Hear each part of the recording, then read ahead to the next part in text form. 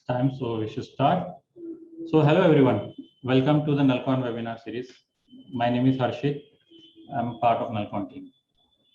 We have been running Nalcon Security Conference since 2010, where cybersecurity is discussed in detail among the industry, government, tech community. This work from home environment has given us the opportunity to continue to share knowledge and connect with our global community by running online events like webinars, workshop, training, and resume cleaning. In the coming time, we will have some more exciting sessions on dependency confusion attack, Azure cloud, threat modeling in telecom networks, and on other topics. We have also launched our Nalcon security training in online edition, which is scheduled from 23rd to 26th of September. Do check out more details in the chat window. So today we have with us Rashid Feroz, and he's going to present his talk on defending enterprise cloud infrastructure, a hacker's perspective. Rashid is heading infrastructure security at CRED. He loves to break into networks and cloud applications while implementing defense for the same. He is an active community speaker and likes to talk about securing infrastructure on a scale. He has also helped to secure multiple banks, financial entities, and government agencies across the globe. On behalf of all of us, I welcome him to this session. And before we go ahead, just few ground rules for the audience. Our today's talk duration is about 50 minutes, and after that we will have a question answer session. So you all can ask your question using a chat option of Zoom. They will all answered by the speaker after the talk. And also I request you to keep your mic on mute during the session. So without any further delay, I request Rashid to take a charge of the session. Thank you. Thank you, Harshit, for the introduction.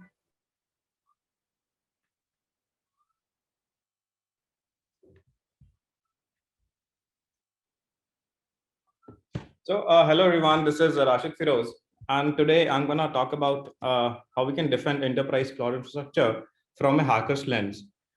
So to give a context before we even start, this talk is a bit more focused towards AWS, but the key takeaways and the learnings would remain the same, irrespective of if you're on Azure or GCP or any other public cloud.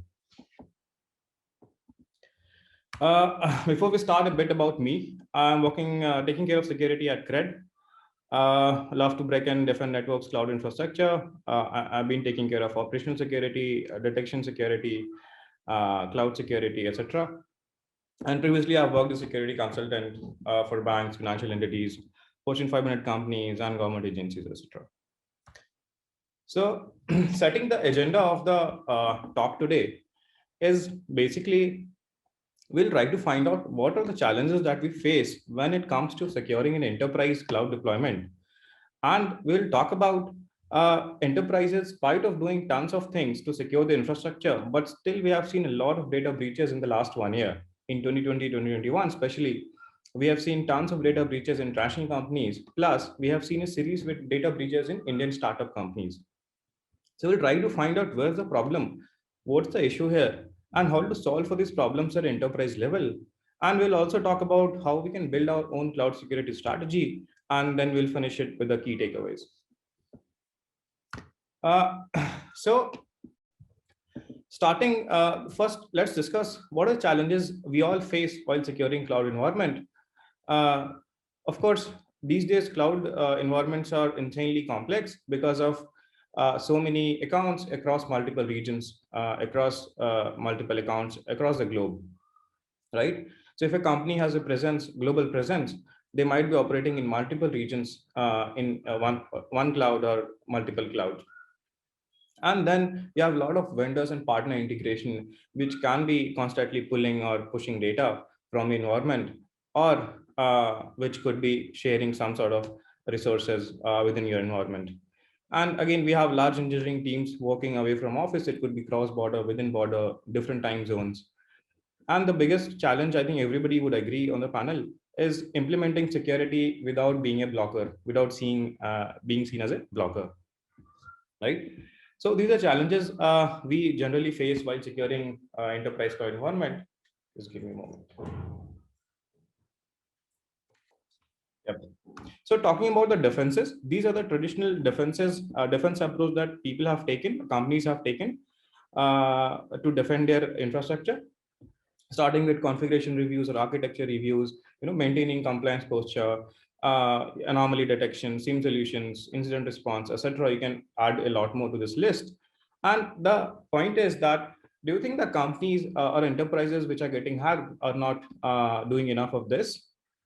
Definitely they are. If not 100%, then the best of the capacity.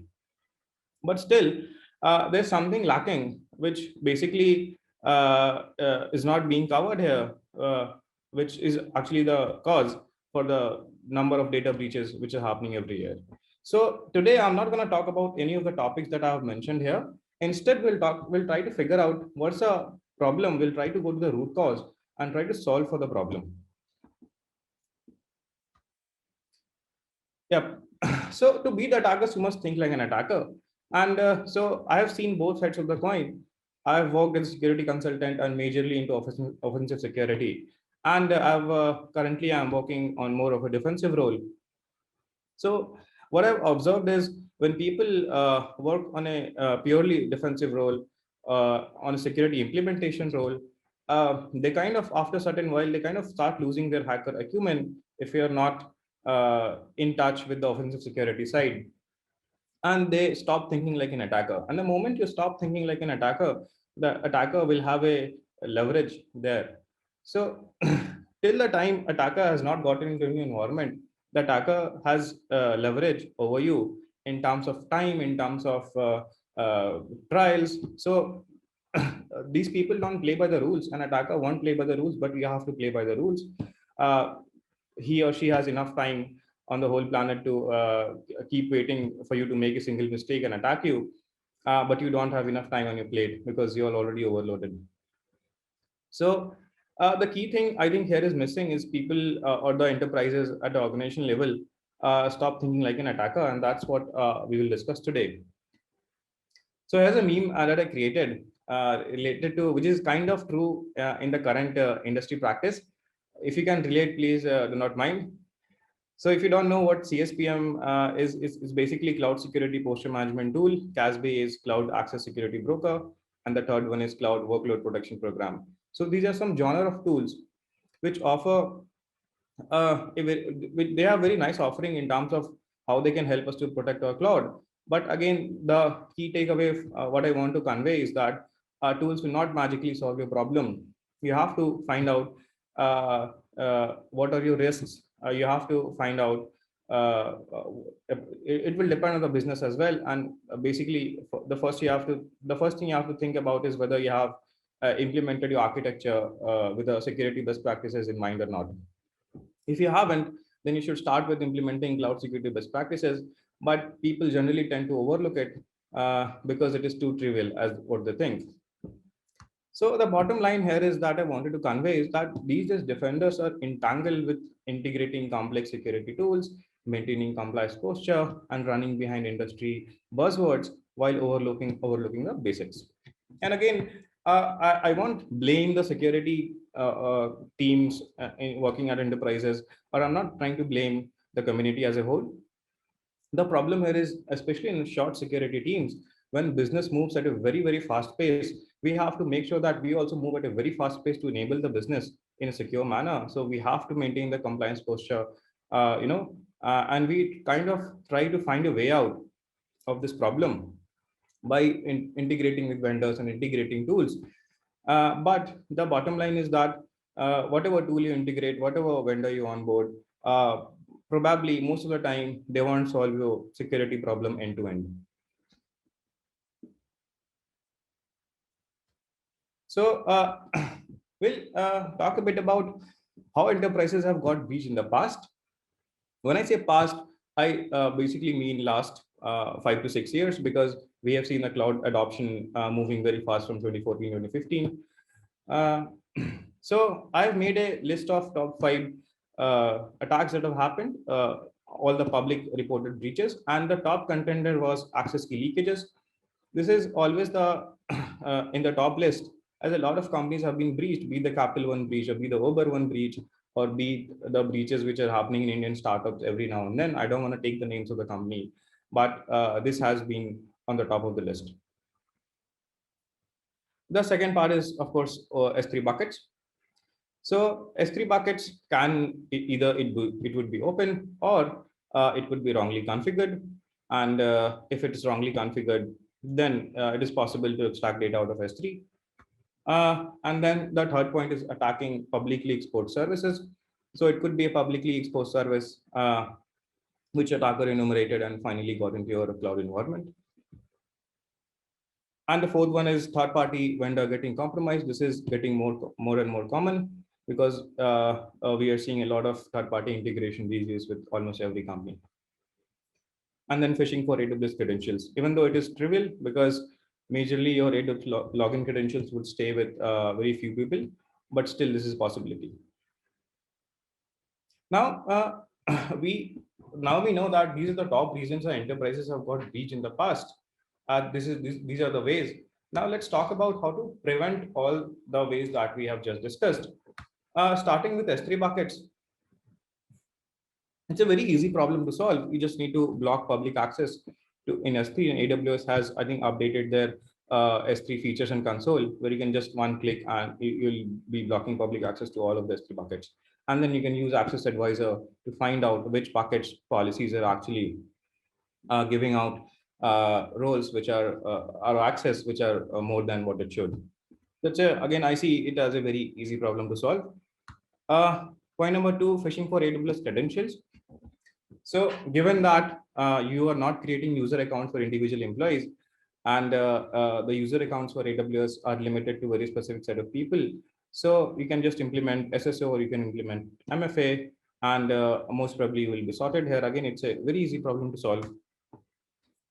Third-party vendor solving this problem is a bit more complicated because it is not exactly in your hand. Yeah, once you share some sort of data with a third-party vendor, it is their responsibility to secure their data. But again, using having a strong vendor security assessment process, having the concept of least privilege if you're giving a vendor access to your environment and not sharing access keys will help. And there's not much you can do about third-party vendor security apart from these things, especially when your business is moving very fast. So the fourth point that we discussed was attacking publicly exposed services.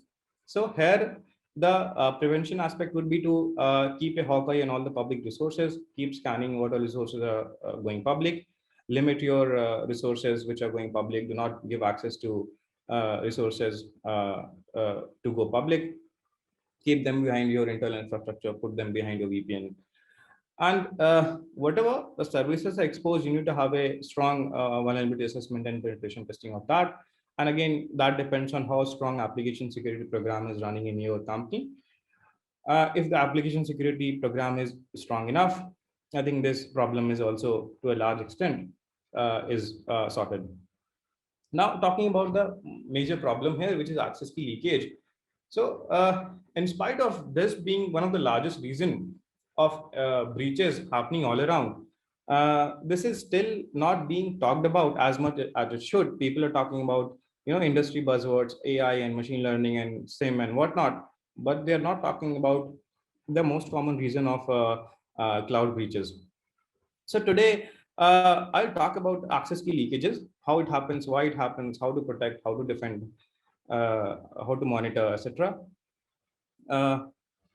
Starting going ahead. So here's a comparison of the network pen test and the cloud pen test, how things have changed.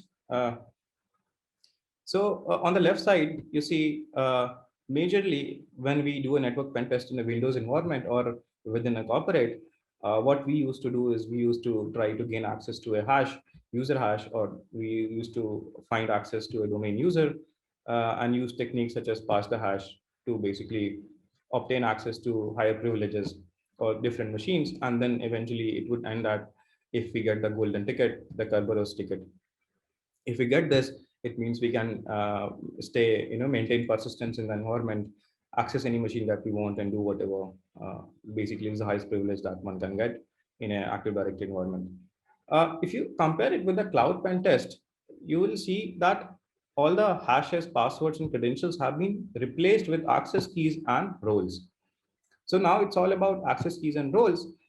Even if you have got access keys with limited privileges, you can still enumerate the system, try to find an exploit and assume role with a higher privilege or find a access key with a higher privilege. And once you have got that AWS admin access key, that is sort of comparable to golden ticket, where you can do anything that you want, maintain persistence, just dump all the data, etc. So let's talk a bit about how access keys can get leaked. So we'll see one by one all the ways of access keys getting leaked. Point number one is keys committed to a public repo. This is very, very common way. This is a very common mistake that people do.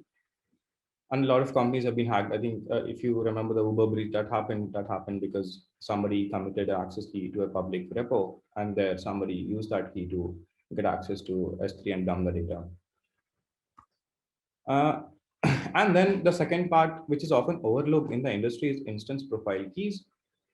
So if you know, if you attach a role to EC2, IAM role to EC2, so there's something called IMDS, instance metadata service, and that metadata service basically generates a set of temporary credentials for that specific EC2, and EC2 uses that specific set of credentials to access whatever resources it wants in order it to work.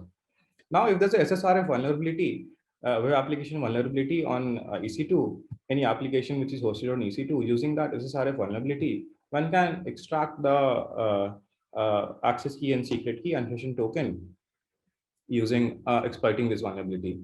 So again, this is something that largely stays unsolved in the industry, and we'll talk about that. But still, a big enough attack vector to take you down. The third is social engineering and phishing. Yeah, stolen through system through endpoint compromise. If let's say a dev has configured AWS access key and secret key in his machine through AWS config or in credentials file, it can be stolen if the endpoint is compromised, if his system is compromised.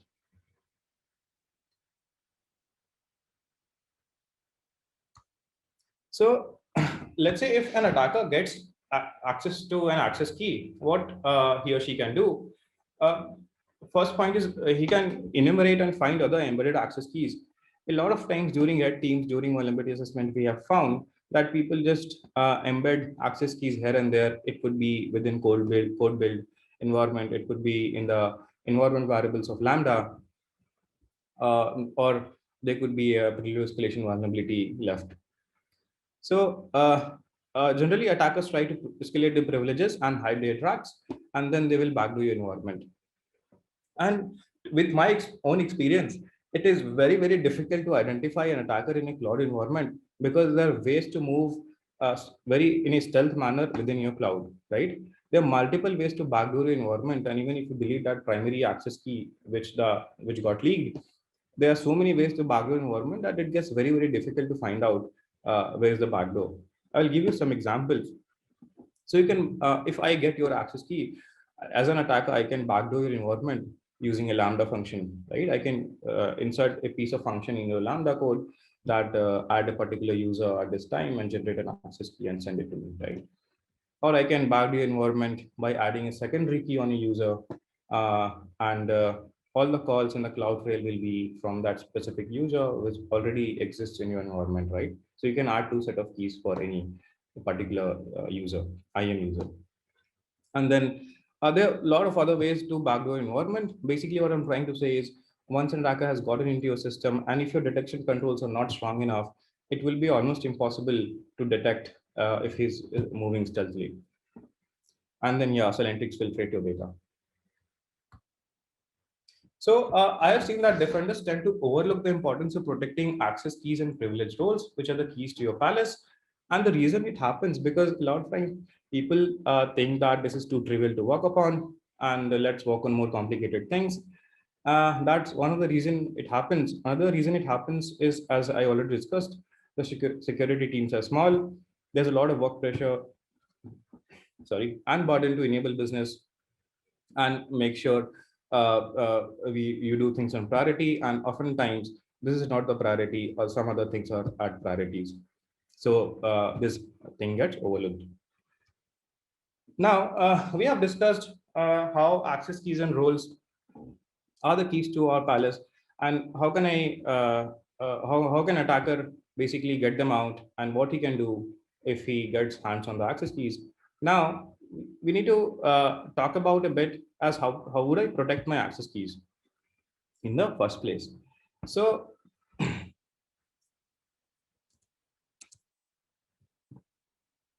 this is my AWS account, and let's say this is a user Nalcon demo that I created for this demo, and there are some access keys.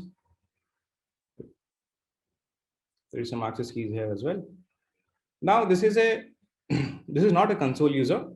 This user can't enter the password and log in to the AWS console, but it can use this whole infrastructure by the access key that we have generated.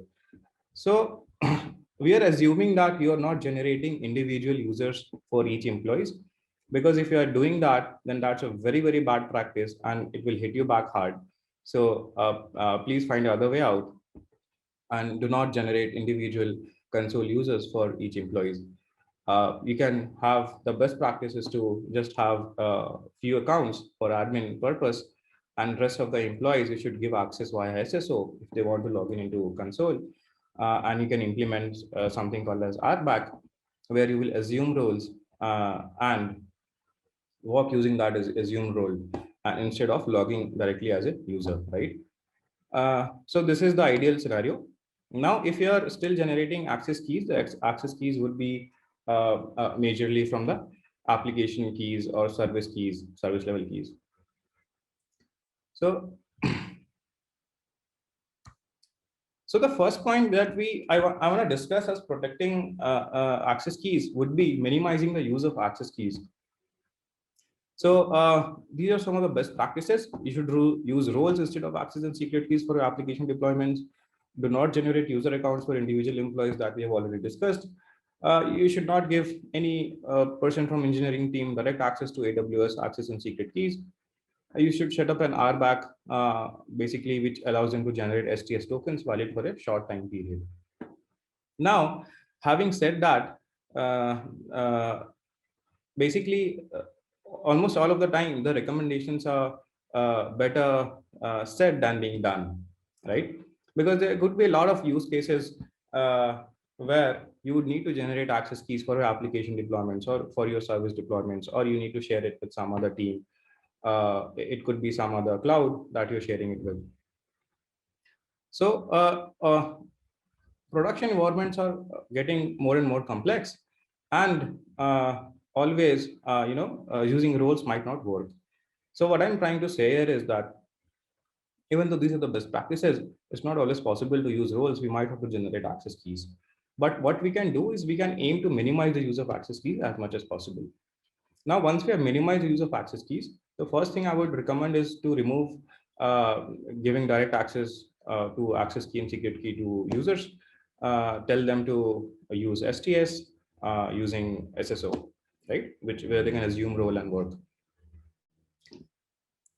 Now, even this does not solve our problem entirely, because we still have service keys lying here and there. It could be lying in a different cloud, it could be lying with a vendor, it could be lying in your own account, or it could be lying in a different AWS account, right? So there's a lot of AWS keys moving here and there, but you're not sure how to protect them, what security implementations to make so that these does not get leaked, right?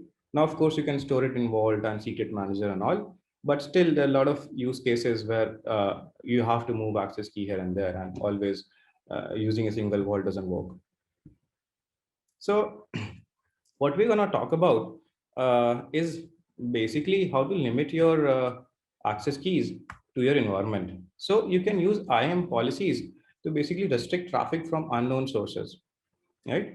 So if you see the screenshot, we can restrict our access key usage within our internal infrastructure only. So basically what we're trying to achieve here is that if an internal microservice wants to talk with other microservice, or an internal application wants to talk to another internal application, which could be in a different account or in a different cloud, then it is okay. But if an attacker gets that key somehow and he tries to use that key from his own system, then the usage will be denied, right? So we have added a condition here. If you look at the condition block, there is something called a source IP condition where I have specified two IP address ranges, right? One is my NAT gateway public IP range, and another one is VPC IP ranges, private IP ranges, my own private IP ranges in my account.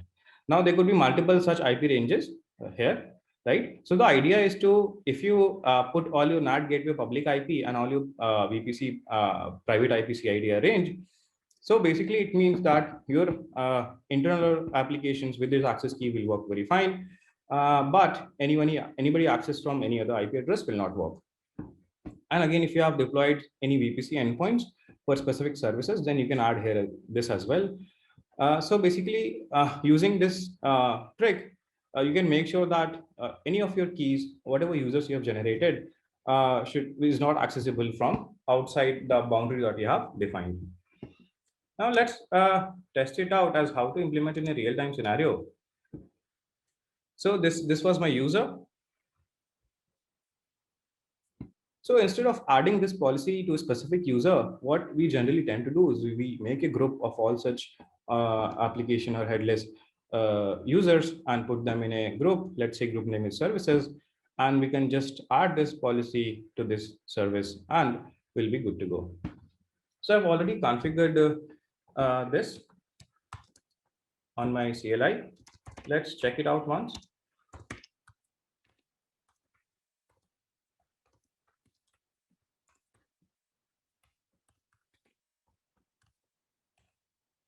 So I'm just doing a normal EC2 describe instances, and yeah, this is working. This works. Now we'll attach a policy. So I've already made this policy. Let me show you what the policy looks like.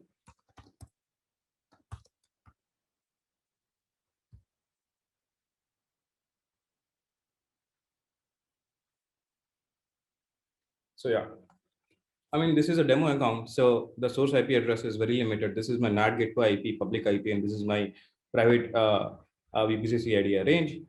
This can go, this can increase depending on how large your infrastructure is and from where all your resources are being accessed, right? I don't have any VPC endpoint, that's why I have not added it. So this is the policy, the effect is deny, action is star, it means anything. And what we will do is we will attach this policy to this user group.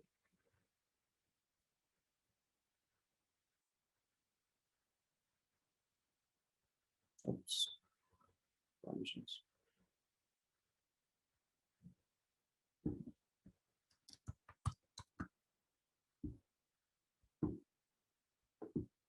Yep. So this permission is added. Now, what will happen is whoever has this access key for this user, if it is trying to do some internal communication within my environment, talk to other microservice or talk to other vendor, then it will work because that IP is whitelisted.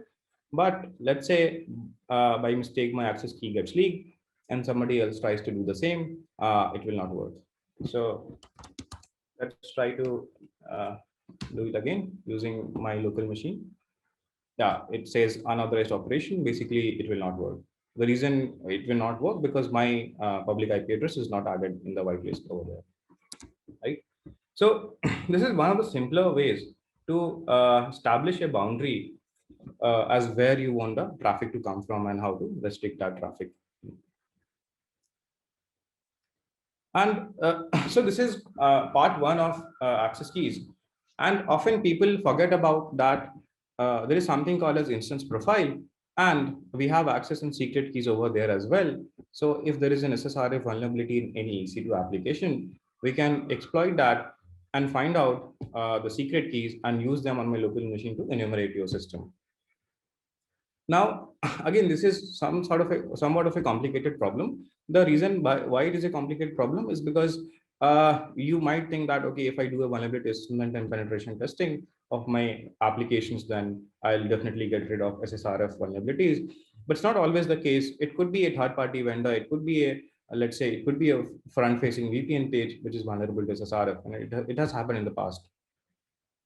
So you never know which instance will be vulnerable to SSRF, and eventually using this attack, you can get the credentials. So if you see the screenshot, this is the IMDS service that I'm calling from my local machine. This address 169.254.169.254 stays the same for all of the machines. Just give me a moment. There's somebody at the door.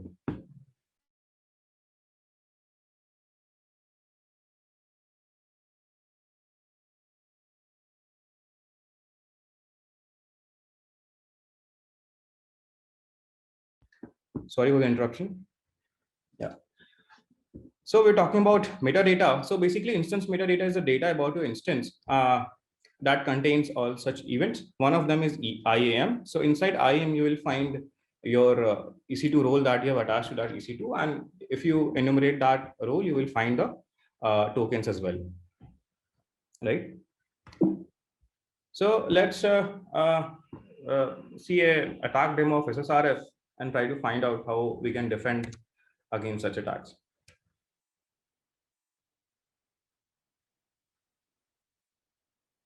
So what I've done here is I have deployed a intentionally vulnerable app using some Nginx configuration. So it is already vulnerable to SSRF. I will try to show you how this thing works in a real-time environment. Let's say this is your, assume this is your application exposed to public, which is vulnerable to SSRF.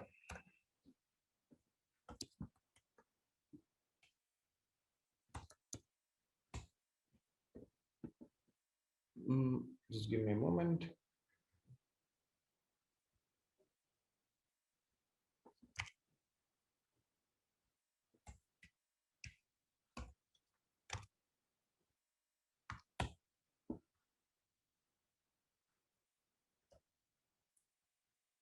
I think I forgot to disable the defenses.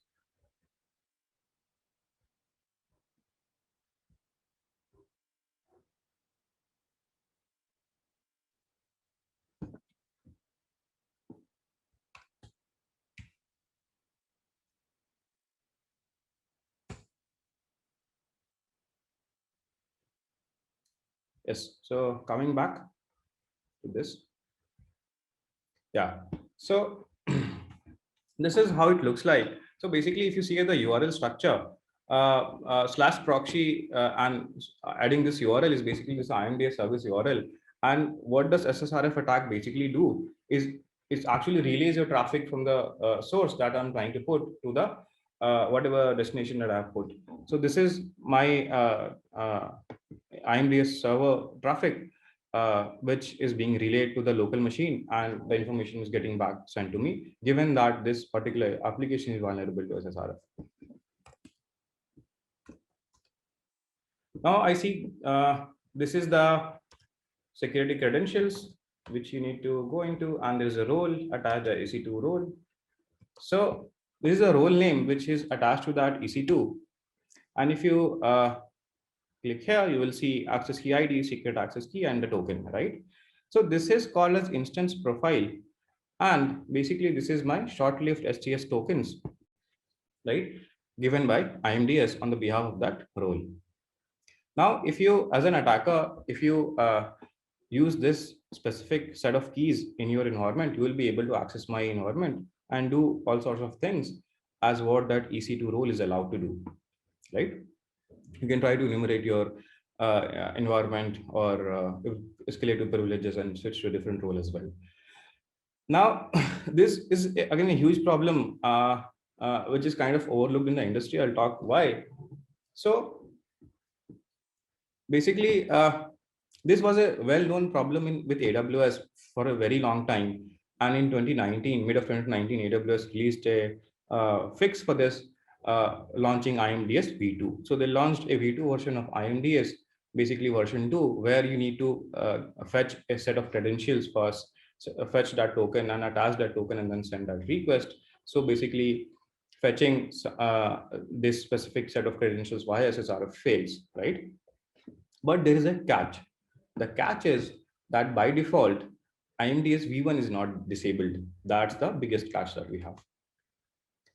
So what we have learned is IMDS v1 is vulnerable, right?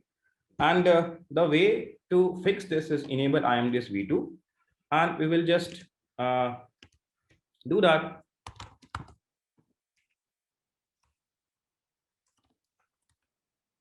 So if you can look here, look at this command. I'm specifying my instance ID.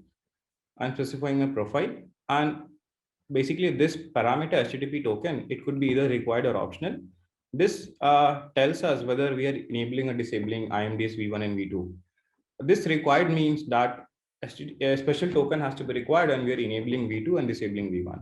Now, once we enable IMDS v2, and the best part is you can do this without restarting your system. So you don't have to restart your system. Your systems won't get affected, and this will take place. Now, if I try to launch the same attack, let's see what happens. Okay, it says unauthorized, right? This attack won't work because right now we have enabled IMDS v2 by launching this command. So the point is that if this was so easy, then what's the problem, right? What's the problem? The problem, as I said, was that by default, v1 and v2 both are enabled, even though AWS has launched that option, but by default it's not disabled. So if you do not specifically go ahead and select v2 from this option, you will be launching on both v1 and v2, and your instance will be vulnerable to such attacks. So this is the screenshot from where you try to launch an EC2 instance. This is the option you would see in the settings, where this is a metadata version is set as enabled, and it is v1 and v2. If you select the drop-down box, you will see only v2, right? So there is no easy way to switch to IMDS v2 for all of your running instances. You would have to do some sort of automation. Whatever CLI command that I showed you, you can just enumerate through all your instance IDs and change all the IMDS v1 to IMDS v2, right? There's no native way to do that. Again, if you're using ISE to deploy your infrastructure, it could be your CloudFormation or Terraform or whatever. You can add the specific metadata options keyword there and specify that only instances should be launched only with IMDS v2 enabled and not with IMDS v1. So you can also write a Lambda. Let's say if somebody tries to create an EC2 on your environment with IMDS v1, then you can write a Lambda which will get that instance ID and disable IMDS v1 right on that EC2. So these are some of the ways you can prevent leakage from IMDS or EC2 SSRF attack. So while implementing any protection or defense, we always assume the worst case scenario. We can't assume the best case scenario. So the best case scenario here would be we assume that our applications won't be vulnerable to SSRF attack. Nothing is going to happen to me. But that's not always the case. We always have to assume that we are either compromised or someday we'll get compromised.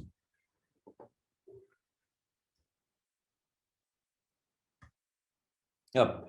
So we talked about the problem statement. Let's go a bit back and try to understand what we talked about. We try to understand that protecting access key is important because that's where the major data breaches happened. And then we talked about how to protect our access keys. We talked about minimizing the use of access keys as much as possible.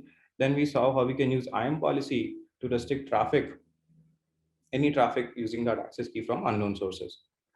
And then we saw how to protect against EC2 SSRF attacks. By default, IMDS v1 is enabled. So even though there's a patch, people do not go ahead and enable it. If you launch an EC2 in a default mode, it will always run with v1. Now, in spite of learning all of these things, how can we detect access key leaks? So why detection control is important? So there are 2 points to it. One is basically at many given point of time, you won't have the complete ownership of your environment, right? There could be multiple teams involved along with you. So if you try to push such hard and fast rules in production, things might break at some place, right? And people won't agree to you. Okay, I won't let you move this into production because I don't want to take any risk. My business would go down, and that's the biggest problem I have. So a lot of times this is the issue, and things generally move to production at a slower pace. So you might want to keep your detection game strong till that time you're not pushing your prevention steps to the production.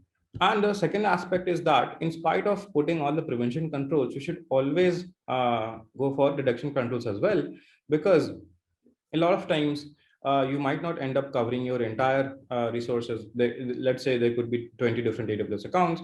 You might be able to put these sort of restrictions in only 3 or 4 accounts, which are like critical. And you might miss some other of them because there's this problem with teams, there's problem with ownership, etc. Right?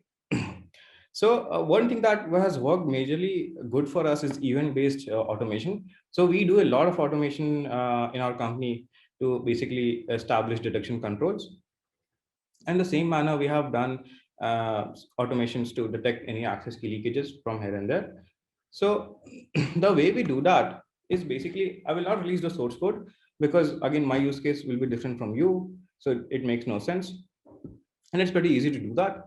So first of all, you consume all the CloudTrail logs from all the different accounts that you have. Okay, set up an organization-wide CloudTrail logs and push all the CloudTrail logs from all the accounts into one S3 bucket where you can consume all the logs at one go. Now, identify if that any particular request is coming from console or from CLI using access keys, right? Pretty easy to differentiate by looking at some of the specific parameters within CloudTrail log. If the request is coming from console, then it's not a problem because as I've said, employees who log into your AWS account would be using an SSO, right? They're already MFA is enabled and all the two-factor authentication is there. So that's not my problem. My problem is if anybody tries to access my environment using CLI, which technically they shouldn't. So how to differentiate requests between console login and CLI? You see the user agent here at first and second. First is console.ec2.aws.com. Second is CLI, right? So this is not the only way to differentiate. There could be other ways as well. Now, once you've differentiated, okay, this request is coming from CLI, you would want to differentiate whether it is coming from using an STS token or using an access key, right? If the user is using an STS token, then probably it could be an employee, right? Because we have given access for employees to use AWS CLI using STS tokens.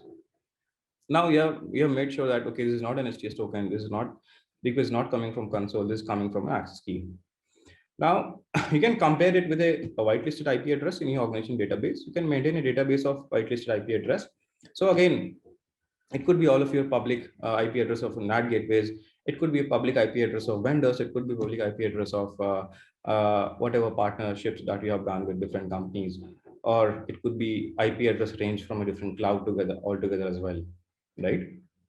If you are into a multi-cloud environment. Now, you can compare this with a whitelisted IP address database, and if it does not matches, then raise an alarm.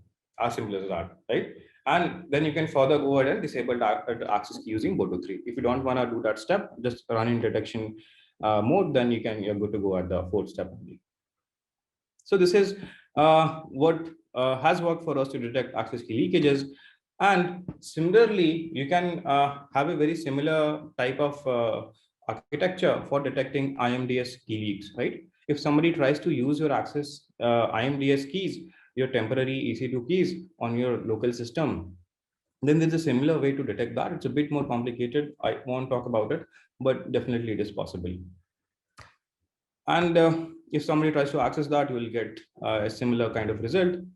Sorry for blurring out the details. I had to do that. So basically it says key is compromised for this instance in this region, in this environment. And this was used by this IP address, which does not belong to us. And the access key ID is this. So now you do what you want to do, either block it or just run in detection mode and try to understand if I missed some IP to whitelist, if it's a legit request or not, right? So I'll talk a bit about all the best practices with respect to access keys and roles. I've already talked about not creating any user accounts with console access in AWS. if you have given it to any of the teams, engineering teams, doesn't matter who it is, please revoke that access and make sure that every user should only access via SSO. Uh, always follow the concept of least privilege while creating any access policy. Do not just write star and star and give all the privileges. Make sure that give privilege to a specific resource to do a specific operation. And the other thing about keys getting leaked from a repository is that make sure all your repositories are private, org wide, because a lot of times by mistake employees make these repositories public, and if you just go and scan all of your repositories right now, you might find some embedded access key and secret key, right? So I would request you to scan all the repositories right now for access and secret keys. Do not wait for to integrate this secret scanning in CI/CD pipeline and implementing DevSecOps. I've seen a lot of people uh, doing that. A lot of companies do that in a structured manner. Okay, let's do DevSecOps in next quarter or next 6 months, and we'll integrate a nice secret scanning tool where we'll find out if anybody has committed any access and secret key. Do not wait for your CI/CD pipeline to fully mature. Just go ahead, dump all the repository and scan it within your environment and find out where the keys are embedded, and disable that, delete them, or get them revoked, right? And also scan your complete AWS environment variable for AWS keys. It could be Lambda, it could be code build, it could be other services as well. Do not hard code your keys anywhere in code. Either use secrets manager or parameter store or a third party vault to store access keys in case your application needs it, and always give that access using that particular service, managed service, and not directly embedding access keys anywhere. Implement prevention and detection controls for access keys. This is very, very important. Even if you are not in a position to implement prevention controls because of the friction that you might receive, you might go ahead and deploy the detection controls at least, so you would know if somebody from outside is accessing your access keys, right? So this is a bit about building your own cloud security strategy. So this is similar in almost all the organizations. This is the basic building blocks of it, how it looks like. It might differ depending what business you are in, how big is your scale, what you're trying to protect, etc. But the basic idea would be the same, right? So you should always build your own cloud security strategy. You should not copy any other company's security strategy, because every company's business line, every company's risks, every company's crown jewels differ, right? So basically, architecture and configuration reviews is something that I would focus upon, and threat modeling. So architecture reviews and threat modeling is one of the most important things that you should do. I've seen a lot of people ignoring threat modeling and architecture reviews. And then you analyze the findings, whatever you got through them, and then you fix it or harden it and repeat the cycle again and again, right? So threat modeling will give you an attacker's view perspective. So do not forget how to think like an attacker, right? That's a motto. Coming to key takeaways that we have from this session, you should always start with implementing cloud security best practices. Do not forget on that. Just read the security white paper released by AWS. PDF version is available. Sorry. Or you can just go through the well-architected review document by AWS. Similarly, for other clouds, they have released their own white papers. And if you want to compare your cloud infrastructure with another benchmark, you can use AWS CI's benchmark doc, or you can even compare it against NIST 853 compliance. Yeah. So this is one of the very, very important things that I wanted to talk about. Should always deploy the architecture with security best practices in mind. Do not keep security as an afterthought, because that will be a very, very big pain point for you. So if you deploy your architecture in the cloud correctly with security best practices in mind, 50% of the problems will get solved there, right? Because as the company grows, as your business grows, as the scale grows, you might be into multiple countries, you might be into multiple tens of different accounts. So the mistakes that you have made at the architecture level wise will come back and haunt you, right? And it's definitely going to happen if we do not keep security best practices in mind. The reason I'm saying this is because you might not figure out a problem at the beginning, but let's say you have moved to a certain scale. Now you realize, okay, oh shit, I did this thing wrong.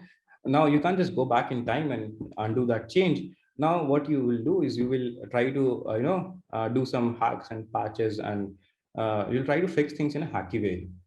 And if you do things in a hacky way, if you don't do things in a proper manner, then again, as I said, your mistakes will come back and haunt you in the future. Threat modeling is very, very important. Do not stop thinking like an attacker. Defenders, a lot of times defender go at ease. Let's say if I'm trying to achieve container security, then I'll work on that specific thing. And given the security teams are small generally, and they're already overburdened, but still do not stop thinking like an attacker. Always try to do threat modeling of your whole architecture and whatever new architecture you're deploying, and define your risks and fix the risk. Always assume that you're already compromised or will be compromised at some point of time. Never assume that you are 100% secure and nobody can touch you because you have integrated $1 million tool, or you have integrated this vendor, you have your best security team, or you are performing pen tests every now and then, you have done a red teaming. All of that, in spite of all of that, do not assume that you will never be compromised, because if you assume that you will never be compromised, you might do some sort of mistakes at a very basic level. For example, let's say hard coding your secrets. You assume that our environment will not be compromised, so let's hard code my secret here, and some day or other things might go wrong. Give importance to protecting your access keys. Not enough importance is being given related to access keys and roles. As we talked about, restrict access key usage outside of a cloud environment via IAM policy.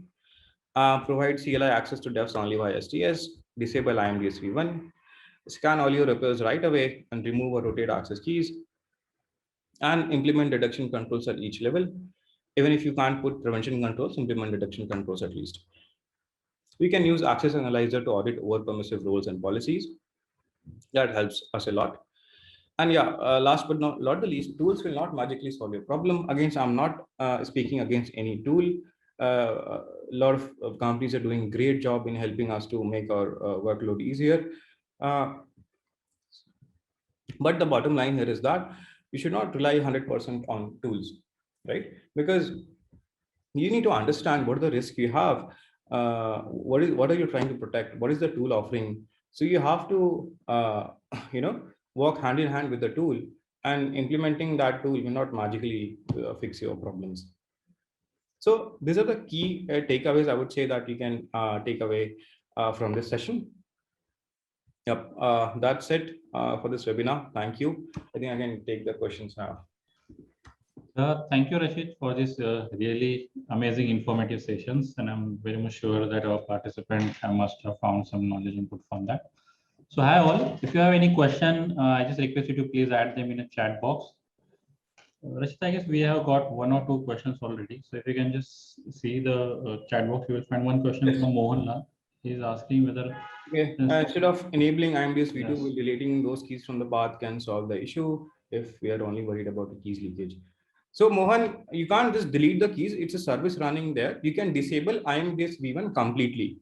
So at one go, you can disable IMDS v1. But the problem here is that if you disable IMDS, any of the agent or any of the application which is relying on IMDS will not work, right? So if you do that, of course, you'll be protected, but basically you are removing the functionality of that role. So it will not work, right? Okay. We had one more question from Asif. I'm just re-entering that question. He has asked, we can bind the access keys to internal IPs to minimize risk. Access keys to internal IPs to minimize risk. Yes, definitely we can do that. That's what we talked about, I guess. What are the resources that I can follow to implement AWS security? I would suggest if you're a beginner, then read the AWS security white paper that they have and start implementing from scratch. For example, read the best practices. For example, it could be segregation, it could be proper IAM controls, it could be proper storage controls, right? So in each areas, they have maintained a list of best practices. I would recommend you to read that. And I would also recommend you to read AWS well-architectured review framework. That's also a well-defined piece of doc that will help you understand the basics. Once you have got the basics right, then you can move into individual items as we have discussed. We don't have any We questions. suggest any tools to do threat modeling. Abhishek, I won't suggest any of the tools because tools tools do not work. It might work in your company, but for me, it didn't work. Right? Tools are just a way to put your thoughts onto a fancy picture or fancy doc. Right? So you can just do it manually. I would suggest do it manually on a piece of paper or on a piece of doc and try to analyze the risk from each perspective and write down the risks and also try to find out how you will fix all that. Any tool to look for the hard-coded keys in AWS Infra? In AWS Infra, I'm not sure there are a lot of keys in the market. I think if you can dump all your environment variables from Lambda, store it in a file and pass that file as an input to any of the scanning tools. For example, Trufflehog is there, which does scanning on AWS regex. Are there any tools to audit AWS Infra? Definitely, there are multiple tools to audit AWS Infra. You can use ScoutSuite by NCC Group. Amazing tool to audit your AWS current infrastructure and tell you all the misconfigurations. ScoutSuite is an open source tool. Pacu to find AWS keys. Yes, Pacu is an offensive exploitation framework, majorly used for exploiting AWS. But if you can find your AWS keys using Pacu, then it's good to go. But there are a lot of other options as well.